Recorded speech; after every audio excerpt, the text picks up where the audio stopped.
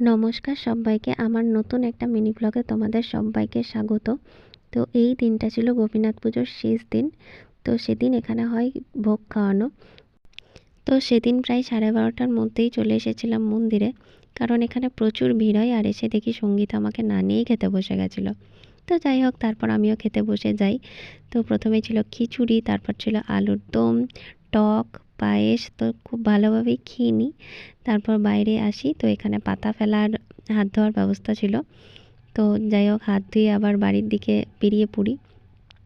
আর ফেরার পথে আমাকে লাগছিল ভীষণ গরম, তার কারণ আমি স্নান টান করে খুব ঠান্ডা করছিল, তাই সোয়েটার পরে চলে গেছি। আর ওখানে গিয়ে দেখছি খুবই গরম করছে। আর তারপর এই যে ফেরার পথে এখানে একটা গাছ দেখতে পাই, তো এখানটাতে একটু দাঁড়িয়ে পড়ি। তারপর এসেছিলাম সঙ্গীতার বাড়ি গল্প করতে। তো এই যে আমরা তিনজন আনপ্ল্যান্ডভাবে টুইনিং হয়ে গেছে আমাদের। আর বিকেলবেলা সঙ্গীতা বানিয়েছিল চা, সাথে ছিল বিস্কুট।